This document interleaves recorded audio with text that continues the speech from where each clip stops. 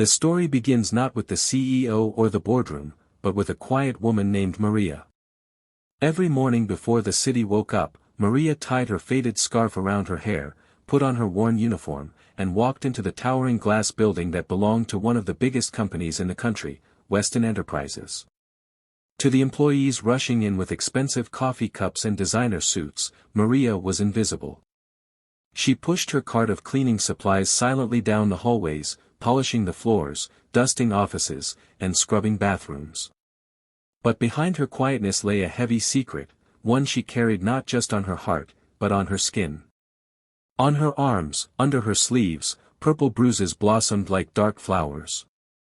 They were not accidents, not slips on the floor or clumsy knocks against tables. They were the marks of a man she once trusted, her husband. Maria had never spoken of it. She never told anyone about the nights filled with shouting, about the way he drank until his words slurred into fists.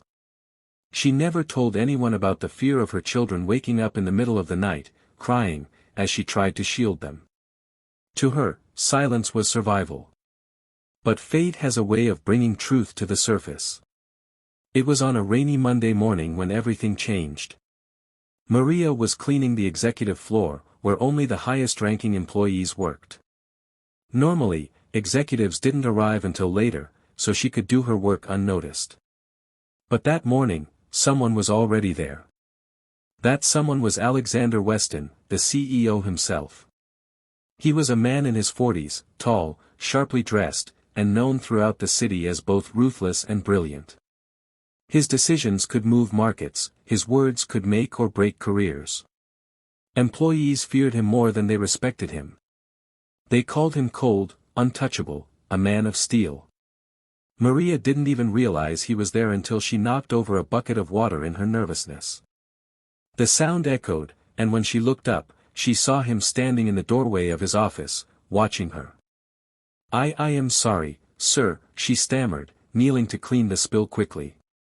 But Alexander didn't respond immediately. His sharp eyes had caught something else. As she bent down, her sleeve slipped back slightly, revealing the edge of a bruise. "Wait," he said, his voice firm. "What's that on your arm?" Maria froze. Her heart raced. She quickly pulled her sleeve down. "Nothing, sir. I'm clumsy. Just bumped into something." But Alexander wasn't convinced. He stepped closer, his expression unreadable. For a man who rarely paid attention to anything outside profit and productivity, something about this moment made him pause. "You don't get bruises like that from being clumsy," he said quietly. Maria's eyes filled with tears, but she shook her head. "Please, it's nothing. I need this job. I can't afford to lose it." Her words stirred something unexpected in him. The cold CEO, known for cutting people off without hesitation. Maria's life had changed more in 1 year than in the previous 10. The bruises had faded, but scars, emotional ones, remained. Still, with Alexander's support, she had found courage she never thought existed inside her. She was no longer the woman who walked with her head down, afraid of shadows. She was now working as Alexander's assistant, trusted with schedules, meetings, and even confidential documents. Employees who once ignored her now respected her. Some even envied her. But with change came new challenges. The children's struggles. Maria's 2 children, Elena, 14, and Diego, 10, were still adjusting. The shelter they had once lived in gave them safety, but safety was not the same as peace. Elena, the quiet teenager, struggled the most. She remembered too much, the shouting, the violence, the nights she had hidden with her little brother under the bed. At school, she was distant. She didn't trust teachers or classmates. She avoided friendships, fearing people would discover her past. Diego, on the other hand, acted out. His teachers called Maria, saying he was fighting with classmates, refusing to do homework. Maria would cry quietly at night, thinking she had failed as a mother. When Alexander found out, he didn't stay silent. One evening, after Maria confided in him, he said something she never expected. "Bring them to me. Let me help."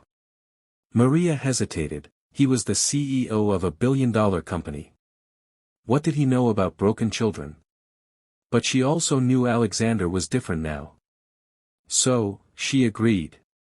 That weekend, Alexander invited them to his countryside estate. The children were nervous at first. Elena stayed close to her mother, while Diego ran off into the vast gardens. But slowly, something unexpected happened. Alexander, who had no children of his own, bonded with them.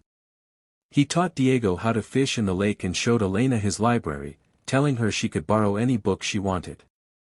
By the end of the weekend, Maria saw something she hadn't seen in a long time, her children smiling without fear. Alexander's own shadows. But Alexander himself was not without scars. For years, he had been called ruthless, cold, untouchable. He had lived for power and profit, hiding behind an iron mask. What no one knew was that Alexander's childhood had been marked by pain too.